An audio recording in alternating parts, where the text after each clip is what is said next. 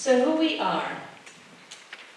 The Underground New England, we're a faith-based organization that exists to eradicate human trafficking in Connecticut and New England through awareness, prevention, and intentional survivor support.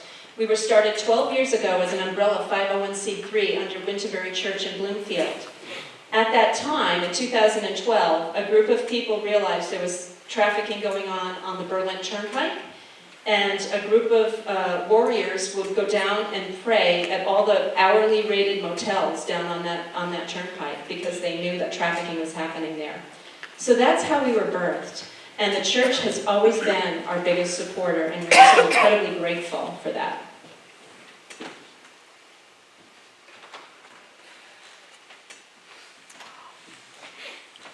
So our mission, the Spirit of the Lord is upon me because the Lord has anointed me to bring good news to the poor, to bind up the brokenhearted, to proclaim liberty to captives, opening the prison to those who are bound, to proclaim the year of the Lord's favor and the day of vengeance of our God, to comfort all who mourn, to grant those who mourn in Zion.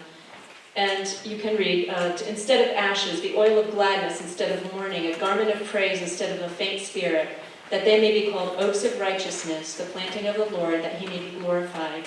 We are here to serve the Lord by releasing his, turning beauty out of the ashes and releasing his captives.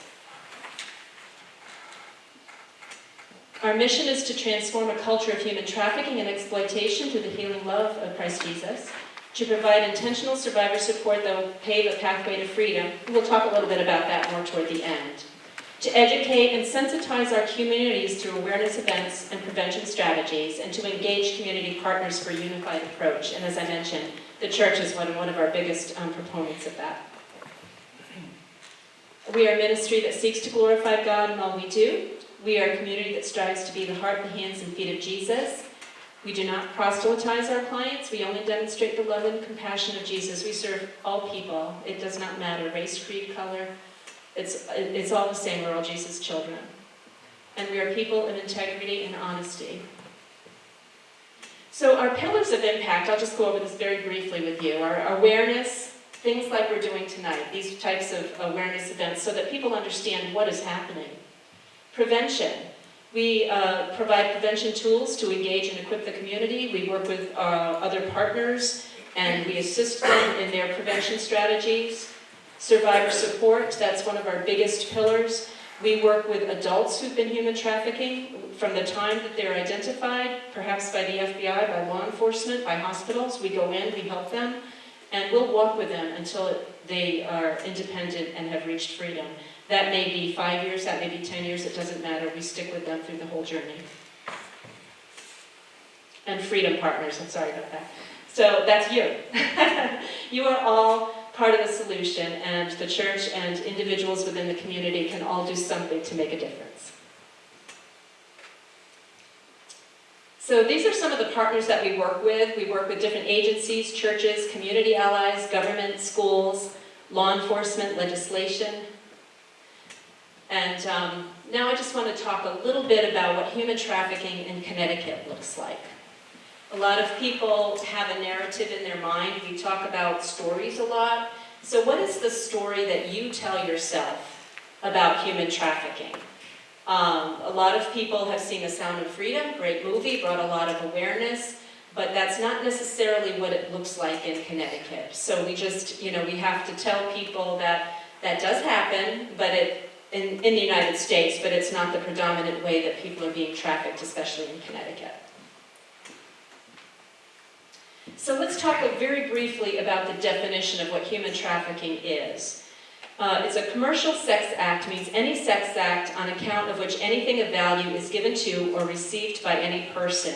The three words are force, fraud, or coercion, or in which the person induced to perform such an act has not attained 18 years of age. So anything, if you're under 18, you don't have to prove force, fraud, or coercion, but if you are over 18, that has to be proven. So the labor trafficking, we talk a little bit about labor trafficking, but we've primarily focused on sex trafficking. That's labor or services, again, through the use of force, fraud, or coercion for the purpose of subjection to involuntary servitude, peonage, debt, bondage, or slavery. And we'll talk again what that looks like in a little bit. So we talk about victims. What do we think victims are of human trafficking? Well, anybody can be a person that's become a victim of human trafficking. The types of child sex trafficking that we see, there's many up there, but what we're going to talk about, there's just a few I want to highlight. One is interfamilial. So interfamilial means that they are being trafficked by somebody in their family, whether it's an aunt, uncle, mother, father, etc. And that does happen in the state of Connecticut. We had a client whose family, it was generational. So there were 3 generations of men who were trafficking all the girls and the women that were in that family. And our client was able to get out of that, she was able to get out of that system, but it was still happening to other people in her family. So that's one of the things that we do see quite often. The other thing I wanted to mention is, because it's on the rise, is private parties and high school parties. What we're seeing is somebody, your boyfriend, will bring you to a party and they want beer or they want drugs. So they'll say, hey, if you get me drugs, my girlfriend will perform this act for you. So that's another thing that we're seeing on the upswing. And then internet-based. Internet-based really is the largest problem in the United States and in Connecticut. That's where we see most of our trafficking taking place. So we talk a lot about sextortion, and because this is what we're seeing quite a bit of, threatening to expose sexual images in order to make a person do something.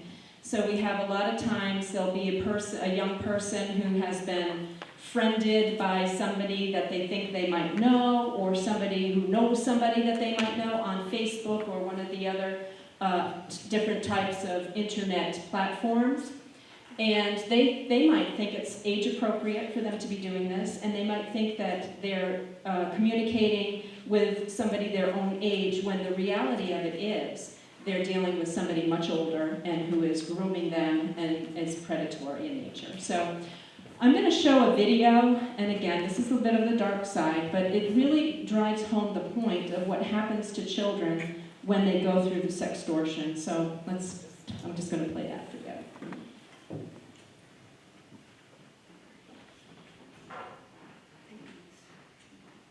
Hi Zach, here's another video from our special guy. I can't believe we haven't talked all day. I wish you went to my school or a little closer so we could finally meet. I get it. Dinner in an hour. Don't spend too long on the phone.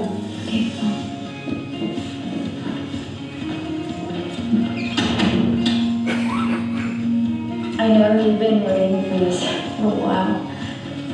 So I wanted to give you something special.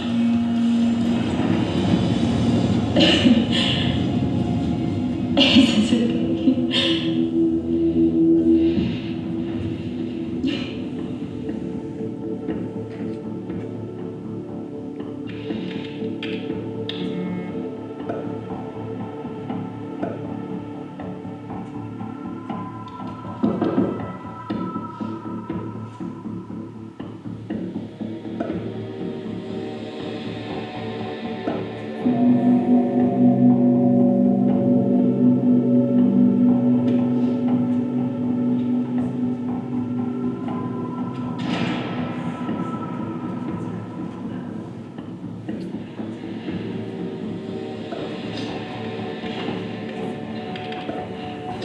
Who are you? Why are you doing this?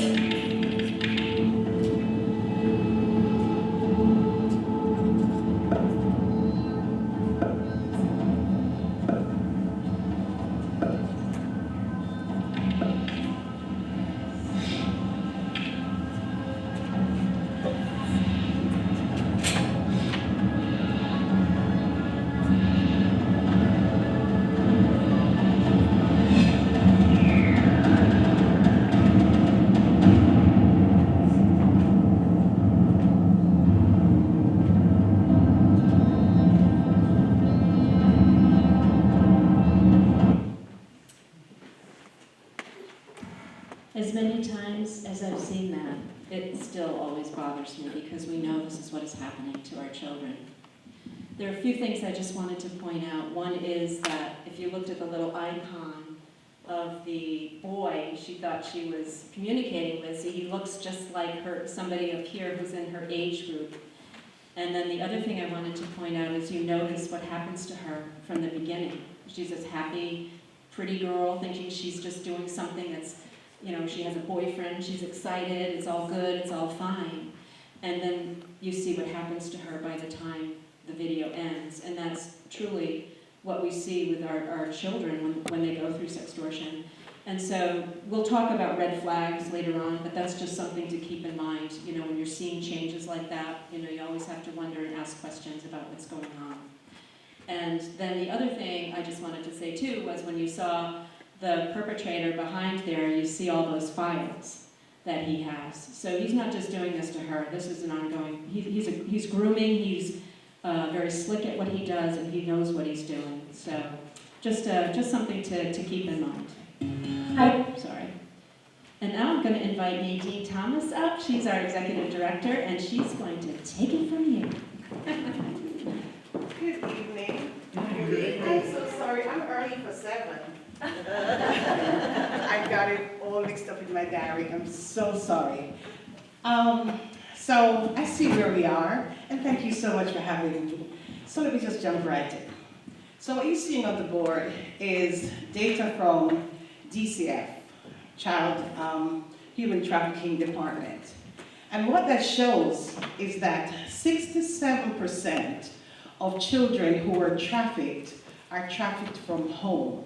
And we're not talking about a group home or a foster home. We're talking about a home that has both both parents. That's 67%. And as you've seen from the video, most of that trafficking takes place on the internet. Interestingly, DCF reports that before COVID, the lockdown, or after COVID, child trafficking increased, well, the ones that were reported to them increased by over 200. So let's say there was 100 before COVID, the lockdown. At the end of the lockdown, let's say 300. And I'm just throwing figures out there, but that's the kind of expansion and increase that they've seen so far. And it continues to grow. Each year, the numbers increase. So 67% of children who are being trafficked are trafficked from a home with biological parents. And I just wanted to point out to you that 9% of children being trafficked are being trafficked by a relative. So, a lot of times when we've seen the movies that you see the big white van drive up and kids are being snatched off the street, DCF reports that they've never had any report of a child coming to them who's been snatched into a big white van. It is children who are trafficked from home by people they know, in group homes, from hospitals. Okay, so what are some of the red flags that you look for to determine if a child is being trafficked or is at risk of being trafficked? And this may relate to a child, but it also relates to adults. So truancy, the child doesn't turn up for school. You get calls from principal or from the teacher that your child is not in school. Have a conversation and find out what's happening there. New clothes, electronics, items of value. You see your child or a child under your care or a child within your sphere of influence with something that they really would not have access to ordinarily. Have a conversation. You might be surprised what you find out. If a child is being tense, fearful, aggressive, and interestingly, what has come to our attention is that a lot of children of color who are being trafficked are overlooked because they tend to be classed as aggressive, So you might see a child who is showing aggressive tendencies, and you're just thinking that's a behavioral problem. Have a conversation. You might just find out that that child is also being trafficked. Tattoos and branding, and there's that list, but I just want to highlight these. Tattoos and branding. If a child in your care has a mark, a name, a particular icon or figure drawn on his or her body, and just find out, have a conversation about it. That could be a sign that the child is either being trafficked or at risk of being trafficked. So what does human trafficking do to a child? And this also relates to adults. Substance abuse problems. Over 90% of survivors who come to the underground for care are under, the influence of some kind of substance, whether it's drugs or alcohol or both. Psychological trauma, that goes without saying. And that's a wide range. Every PTSD chronic level, that every range you can think of, whatever the name is, that's a psychological, that relates to mental health, is reported among survivors of human trafficking. Medical problems, and we can go through all of that. Women having issues with infertility, dental problems from the first, they're not getting the proper dental care, secondly, the drugs do that too. Unwanted pregnancies, of course, which leads to abortion, bruises, scars, and branding. These are, and this list is just really small compared to the kind of physical abuse, medical issues, illnesses, emotional and psychological trauma that survivors of human trafficking experience. What are some of the steps to preventing a child under your influence from being trafficked? Get your child involved in social activities, positive social activities, activities that affirm their worth and value. Positive connections, whether it's family, coaches, guidance counselor, the church has a great role to play in affirming a child's development and just creating that positive connection that he or she needs to develop into a positive and productive individual. Teach your child about sex trafficking, about human trafficking on a whole, and ways that they can be lured into the life. And this other one is something that we stress over and over. Internet and social media safety. We cannot stress enough how parents and adults who have influence over the life of a child needs to be extremely careful with how they access the internet. One of the things that we find a lot of parents do is to allow your child to go to bed with his phone or iPad, or you go to bed and leave them on the phone, iPad, or computer. That's one of the easiest ways.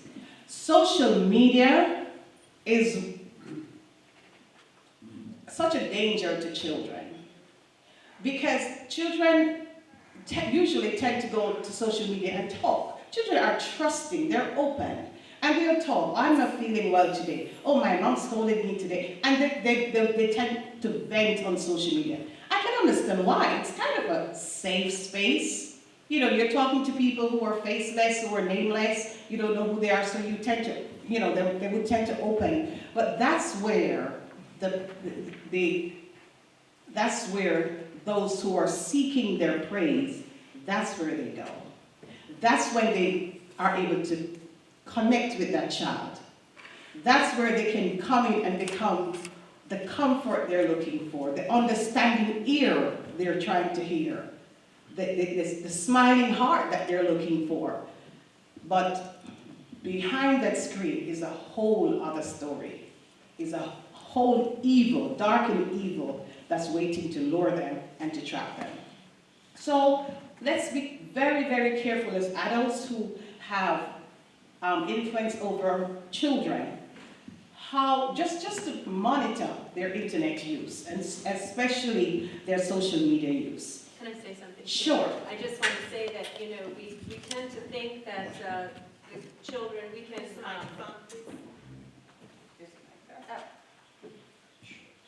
We tend to think that we can put up blocks and things on our kids' phones and on their internet, on their tablets, etc. But they can get around it so easily. oh yeah. So we just need to be vigilant, regardless of whether you've put blocks on things or not, because they're going to get around it, or their friends are going to help them get around it, and the groomers will help them get around it. So you just have to be aware that that's not a safeguard necessarily. Yeah, have you ever seen a 2 or 3-year-old with your phone? With a phone, they just go at it. What takes you 6 months to figure out, it's done 6 minutes. Yeah, so that's the kind of question we have. So what does adult trafficking look like? Because the underground, we work primarily with adult survivors. And a number of our referrals come to us through the DCF, and those are, they've been through the DCF program as children. At 18, when they age out, they're referred to the underground. So what does adult trafficking look like?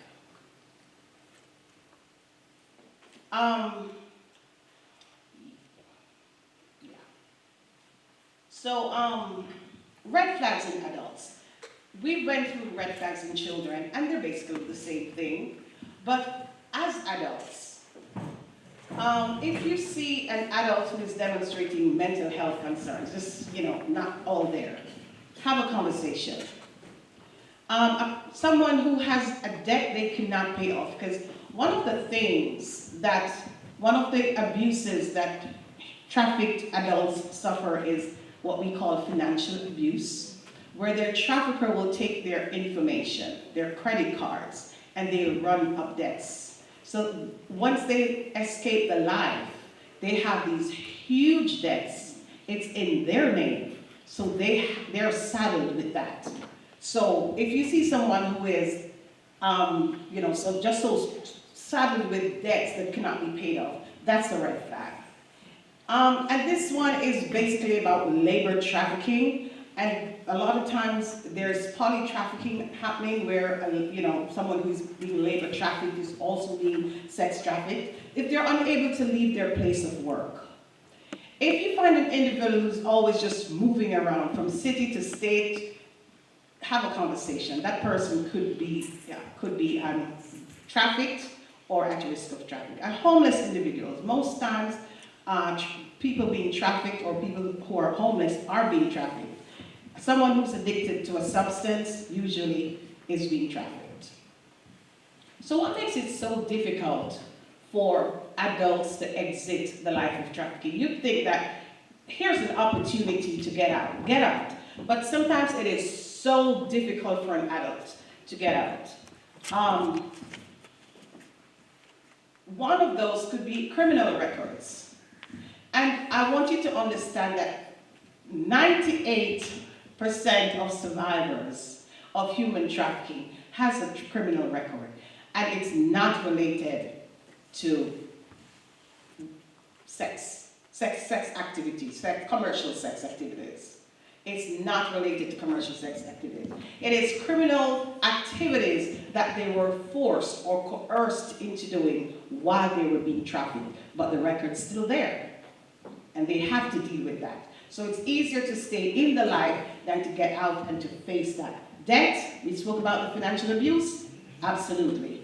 Access to housing, it's very difficult for survivors to find, stable housing, and that's one of the things that the Underground has worked into our program. We have developed in this new revised adult mentor program that we're about to launch next month, is a real robust and focused housing policy to provide housing for survivors of human trafficking. It's really difficult for them to get housing. access to mental and physical health services. The truth is, most survivors of trafficking are seen as just another prostitute, just another sex worker. So, for them to get the kind of mental and physical health care that they need that kind of gentle guidance, and that's what the underground offers. There's a lack of education. A lot of people who've been trafficked as children did not get the opportunity to go to school, so there's that. And just the stigma and the shame of having been trafficked, especially those who have been trafficked as children. So those are the barriers to exit. As far as they're concerned, it's better to stay in the life and be who they think that they are. And so the underground comes alongside these individuals. And what we try to do is to offer them that love, that community, that shows them that, that narrative you have in your mind can be rewritten. And we help them to rewrite that narrative of hope and independence. So what do you think the traffickers, who do you think rather are the traffickers in the virus? Who are the traffickers in the virus? Because sometimes, a lot of times we have these, images, these imaginations of what a trafficker would look like, a buyer would look like. Let's look at the trafficker. A trafficker could be a boyfriend or a girlfriend, somebody close to the individual. It could be a peer, a friend, a family member, anyone in controlled positions. And we've had survivors speak about traffickers who were teachers, police officers, clergy, coaches, doctors, parents.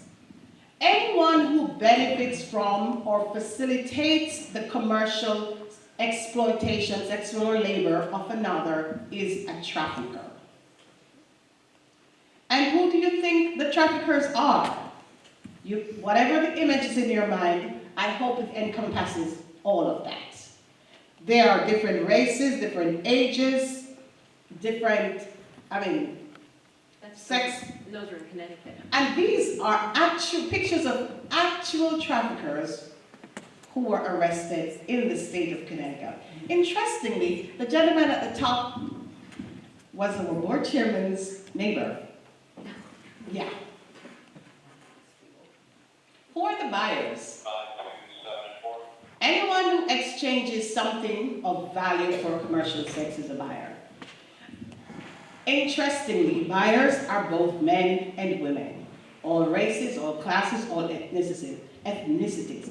But high-frequency buyers are mainly men over 21 years old who are more likely to make over $100,000 annually.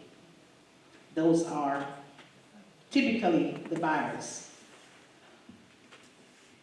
Now, who are our survivors? And who are the underserved? Our survivors are people of color. And for 75% DCF reports, 75% of children who are sex trafficked in Connecticut are people of color. Only 30% of Connecticut are of African descent and Latino. Yet 75% of those kids are being trafficked in the state of Connecticut. So there's a disproportionate ratio right there. Survivors are males. And it's so interestingly that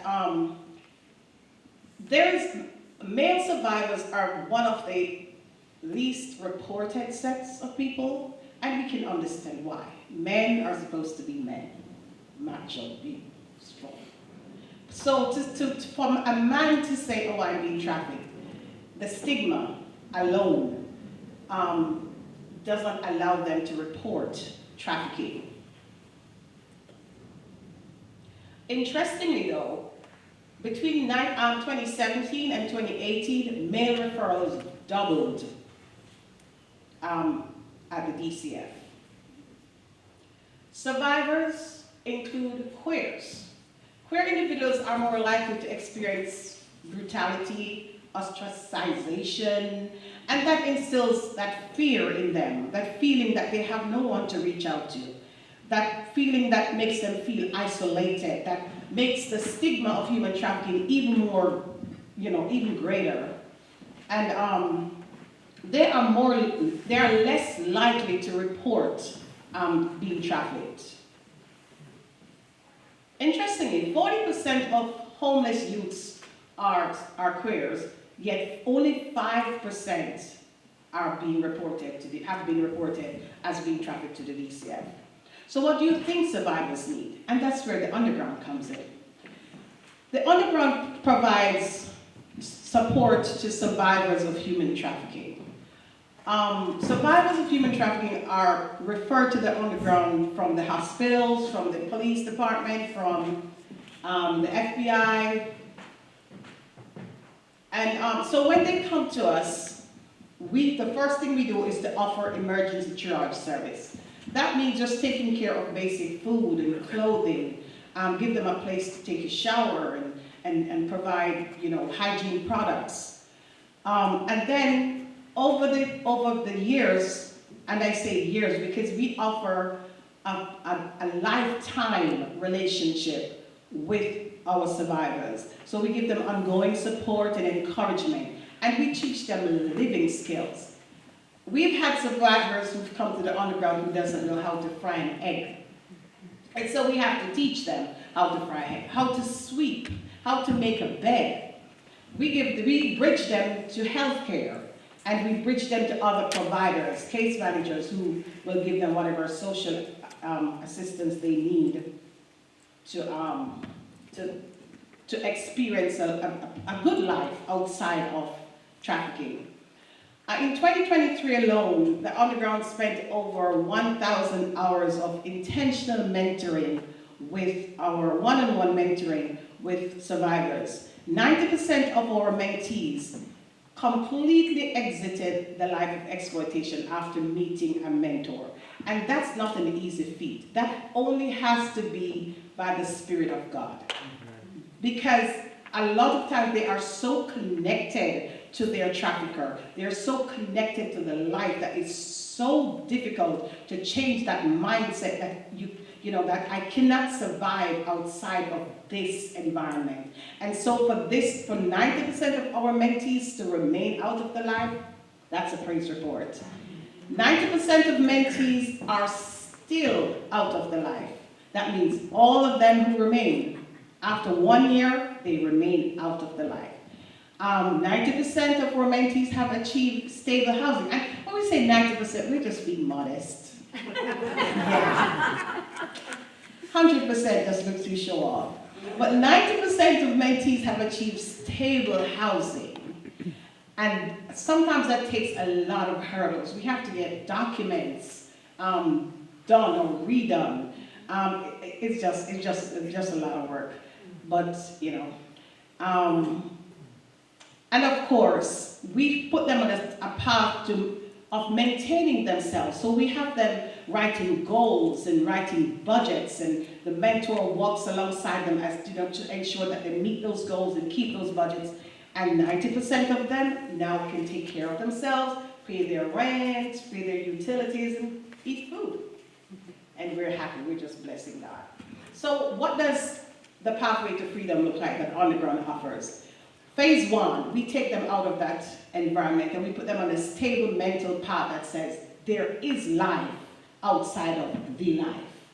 Phase 2 is that transition stage where we're taking you from that dependent, scared individual to that person that says, yes, I can do this. And so we take them out of that housing that where we're hiding them, and we put them somewhere where they're kind of semi-independent. So we may put them in a group home where they live with other survivors, and just preparing them for the next stage. So when they're now stabilized, we put them in their own house. So by then they will have their own apartment, and the mentor is working with them that process of stabilization, ensuring that they're taking care of their bills, ensuring that they're getting a job, or if they want to go to school, we also facilitate that. And then phase 4 is the celebration phase, where they become so independent. They now have their own house, they have a stable job, all their documents are in line, They're working with a legal team if they have criminal issues, and they're working with financial persons if they have, debts to work through, and they're now independent and completely out of the life. So basically, our adult mentor program offers a holistic approach to care. We care for the physical, the mental, the emotional, spiritual, and we just wrap that all around them with the love of Jesus. Now, I know you heard so much, and you may be wondering, I remember the first time I heard about human trafficking. That was in 2014. At the time, there weren't awareness events like these. Actually, there wasn't. I was working with the ministry, and they had a, private human trafficking ministry going on, but it was overseas, and it wasn't spoken of. I just happened to, happen upon it, and I asked questions, and then incidentally, I read a book about human trafficking, and it was just so horrifying. And I wondered, what can I do? How can I help? But everything in 2014 was just so hush-hush about human trafficking. I just didn't know where to turn, so I just left it. Prayed for a little while, then I forgot about it. And then 2023, here I am with the underground, right in the middle of we're helping survivors of human trafficking. So you may be like me in 2014, wondering, what can I do to help? Lori? Yeah. You want to talk about that some? Sure.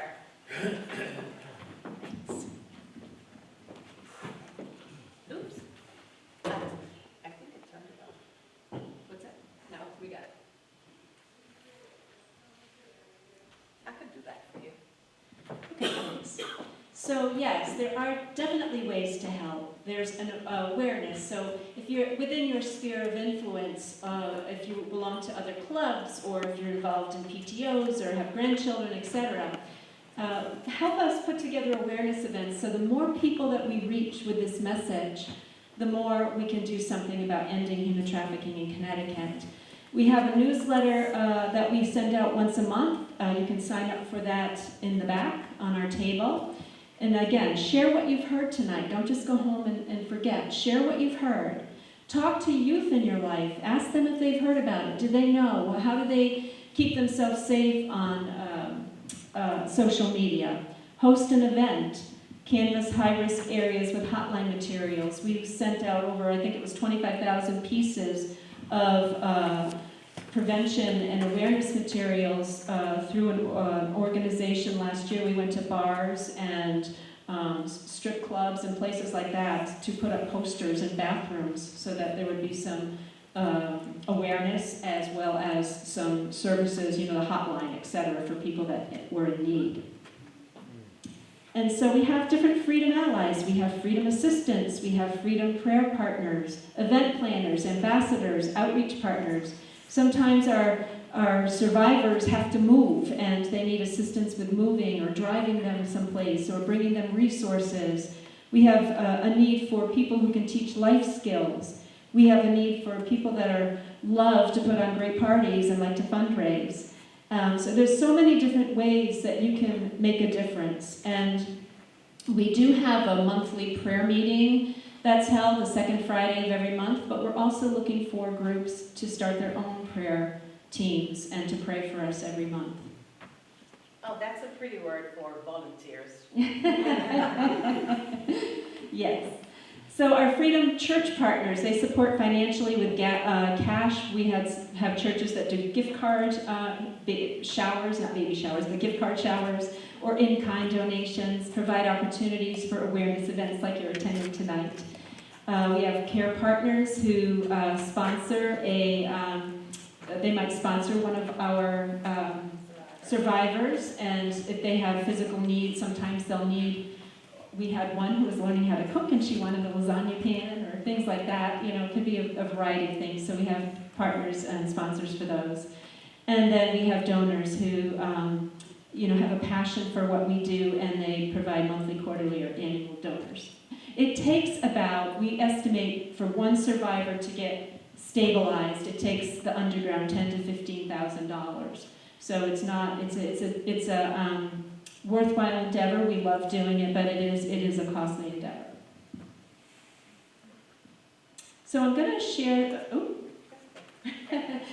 I just want you to hear, we've heard a lot of the dark side of things, and now I want you to hear from some of the survivors that we've worked with, just a little bit, so you understand the hope that we offer and that people can offer. We need connection. We crave it. And there are people who take advantage of that. And they usually don't care if you're already broken.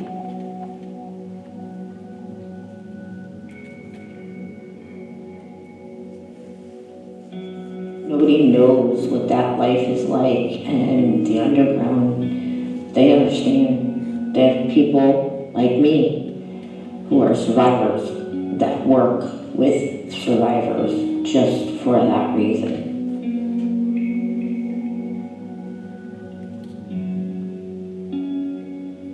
The underground, they helped me so much with my journey. It took one conversation of admitting what was going on for my whole life to change. It's a beautiful thing to be able to move forward in life and to not have to look back anymore.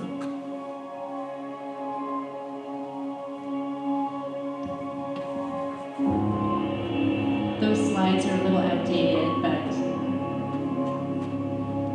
This one is really. It's amazing that people are going to be getting the help that I didn't have at the time. If I had that help, I probably would have stopped what I was doing a lot sooner. I don't know if this would have made sense to me if I was not trafficked, but as being a survivor and to have those available, you know, I'm almost 50 years old and I don't have a GED.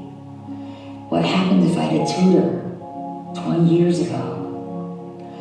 You know, why did I have to learn how to read and write in prison? This spares the pain of so many. And we will create a place that someone can come and be broken. Someone can come and not have to pretend. And have that happen without any expectations, without any demands, with gentle hands. Something like that would have changed my life. I personally am honored to be working with others and helping them on their pathway to healing and freedom. And I couldn't honestly imagine doing anything else. When we started the race, we just needed the endurance, we needed the backing to finish this, to stay on the straight so we can help those that are unseen. When it comes to the people that give, they're not just buying a house or an office space, they're saving lives and souls. Every dime they put in there is to find a survivor who's lost. so that's some of just some voices from some of the clients who have been through our program. And I like to share that because, again, it shows you that with the proper care and love and Jesus, there is hope and there is light and there's a path to freedom. And so we have a bunch of material on our back table that we offer. We also have a newsletter you can sign up for. We have Lisa, who's one of our volunteers here, and she makes beautiful homemade cards. And every penny that she earns goes to the underground. So there's those to take a look at. But I wanted to say that, the first, if you suspect, if there's somebody in your life that you suspect or you're concerned about, there's the National Human Trafficking Hotline that you can call. You can call your local law enforcement. You can call, if it's an adult, you can call the underground. But, definitely make sure that if there's anything that you suspect, even if it turns out it's not that, it's better to say something than to just put your head in the sand and not believe that this could be happening in your own home or in your family, because it can be. Is there another slide, or is that it? So I think now what we'd like to do is open it up to any questions that you might have. sure, absolutely. When you say have a conversation, what does that mean? Okay. What kind of conversation? So you suspect that someone is being trafficked or at risk of being trafficked. Please do not go to the person and say, "Are you being trafficked?" It's just that conversation, just getting to know that person, just having a normal social interaction, and then you can just, depending on what they say or how they say, sometimes the body language might betray something, or they might just share a story or something. It's just having that interaction and then looking for those signs, those red flags, and then you can segue your way into offering whatever help or, referring them to somebody. Speak about it better. Well, no, I'm just saying that, first, if you're a trusted person in their life, that's the important thing. So,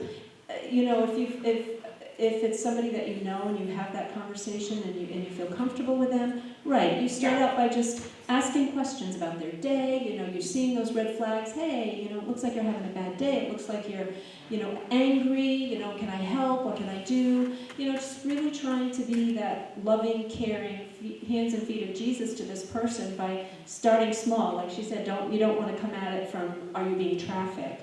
But, know the red flags, get those, become familiar with them, and then start asking the soft questions like, like I said, are you having a hard day, this and that sort of thing. And then if you're thinking that there might be something more, they're not telling the truth, if there's somebody else in the family or in the circle that you can bring in, you can call a counselor, you can call a hotline, and they're going to help you, or the law enforcement. They can probably give you some more guidance with the answers that you receive. Yeah, and if that's somebody you know, and it's the same thing applies for somebody you don't know.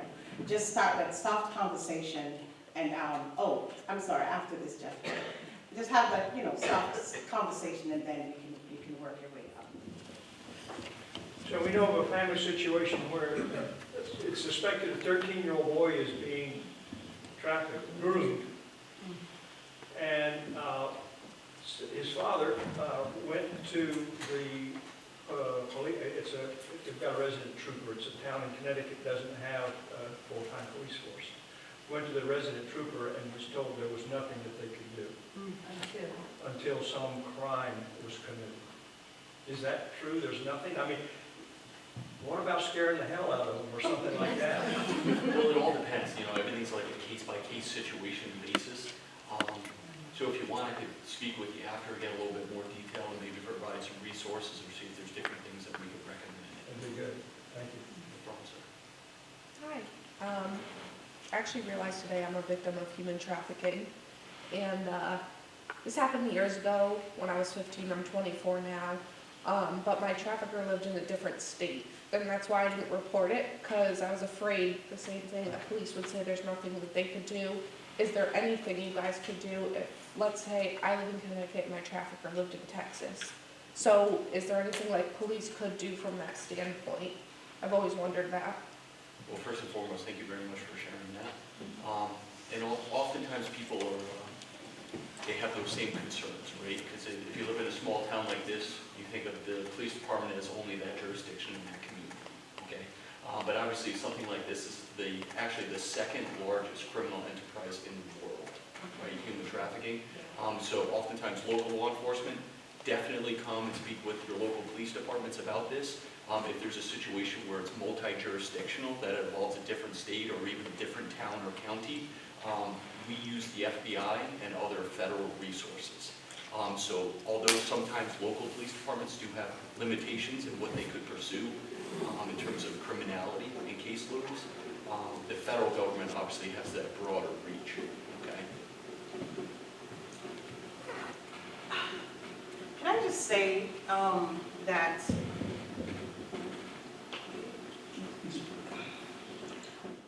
the DCF and programs like ours, we care for adults. DCF and Love 146 are two of the largest organizations in Connecticut that focuses on human trafficking for children. And so if you suspect that a child is being trafficked, besides the pursuing the criminal element of it, there's also the psychological and the care element of it. And that's where DCF comes in, that's where Level 146 comes in. So while you're also reporting to law enforcement, also report to DCF, or call a Level 146 hotline. And they can also help with bringing in the police and all the other elements to deal with that situation. Sorry. So earlier in the slideshow, you had mentioned some statistics about survivors. You had mentioned male survivors and queer survivors. What are the statistics on female survivors?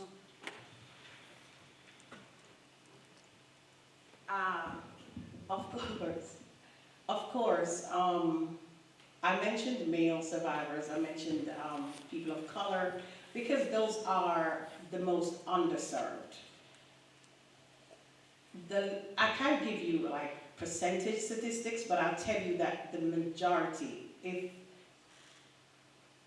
the most of trafficked individuals are women. It's hands down. And it's women of every class, every color, every origin. It doesn't matter who they are. It's women. And that's if they're without women, there would be no human trafficking. It would not be that as big. It would not be the multi-billion-dollar industry that it is now. Put it that way. So, really, there really is. I don't think there's any statistic. Well, I think if you're looking at, if we think of males as being, the statistic says about 20%, but we know they're undercounted because they don't come forward. So even if we're looking at 40%, that still means 60%. Are female. So it's definitely the largest population that is being trafficked. Yeah, still, absolutely, hands down. Thank you. Women are who makes the industry, unfortunately. Yeah. Anything else? So we know about the internet, and we know that there are obviously places we should not be. Can you tell us ways to be more aware while we're out and about, so that we don't get nabbed? So that, well, it's true. I mean, we always think, okay, you're in a parking garage, don't park next to a van, or get somebody to walk out to the parking garage, or don't walk out to a parking lot unless you're under a light, or there's somebody near you. I mean, it's a very scary world these days. Obviously, places like bars and clubs and casinos, big venues like that, they're a danger. But what about if you're just going to Walmart? What are things that we can look at as we're trying to get things checked off on our list? Yeah, so real quick, there's a fine line between like kind of kidnapping and trafficking. I think the point that we're trying to make up here is trafficking takes some time, right? You groom somebody. There's stages and levels, kind of like what he was trying to explain. As far as something like that, just being vigilant. Don't keep your head down on your phone when you're looking out. Try to avoid places that you would be alone. If you're leaving a bar or restaurant, try to be with smaller groups. Things of that nature. I was just going to say, one thing that I always see, and I saw it yesterday, and it drives me crazy, is this young woman running, and she has earplugs in listening to an iPod, music, whatever it might be. And it always makes me uneasy because you don't know, you don't hear, you're not paying attention. And so I just always have told my daughter, when you're out like that, just be vigilant and don't put things in your hearing where you're not going to hear somebody coming up behind you or whatever. So that's just one of those little things that bothers me. And it's good to take care of ourselves. Be aware of your surroundings. Prevent things to do to prevent being kidnapped. But just like the officer said, there's a fine line between being kidnapped and trafficking, because you may see individuals being trafficked and they're going about their supposedly normal day. They go to the supermarket, they go to the laundromat, they go to church, they go to school, but they're being trafficked. So it's kind of, the same but different. But at the same time, we must be aware of our surroundings to prevent that. And actually, statistics show, DCF statistics especially, shows that most victims of human trafficking are not kidnapped. Just like I would say, it's a grooming, it's a relationship that's developed that leads into so maybe what you should be careful about is your relationships. Is the person being manipulated? Is he being, obsessed? Or she, just be careful of those relationships that will coerce or force an individual into doing something that they don't want to do. I'd just like to share 2 quick stories before we wrap it up. Because I've been talking, I have a daughter, and I've been talking to her for years about keeping herself safe and human trafficking, etc. And when social media first came out, she wanted to have a Facebook page, and I said, yes, but I have to be your friend. And I was, but I got a phone call one day from my youth minister, and he said, have you seen your daughter's Facebook page today? And I said, no, I haven't. He goes, well, you might want to go take a look at it. So I went and took a look at it, and they had been at the beach, and her and a bunch of her girlfriends were at the beach, and there was an outdoor shower there, and while they had their bathing suits on, they were showering and flipping their hair, and they thought that would be a great video to post. And why do I bring that up? Just because it takes a village. So even if you don't have children anymore, just make sure, help out your children with their children, or your, if you are in the youth group, or you have kids in the youth group, or your neighbors, just, we have to be vigilant for all of our kids. And the other issue is, last year, she's 30 now, and last year she was at a grocery store in Newington, and there was an older woman with 2 younger girls. And they were following her through the grocery store, and it was making her very uneasy. And they had the two girls approached her and said, well, we're doing a study in Middletown, and we'd like you to come back with us. Would you like to come with us? And it totally freaked her out. And she said, Mom, the first thing I thought of was what you've told me about trafficking. And she said, she went to the store manager and she told them that she was very uncomfortable. The older woman didn't say a word, it was just the young girls. And I have heard that story 3 more times from 3 different people.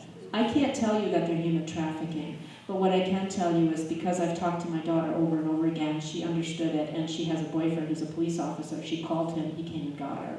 So I just am sharing that with you, not to scare you, but it is that conversation. Just keep having it.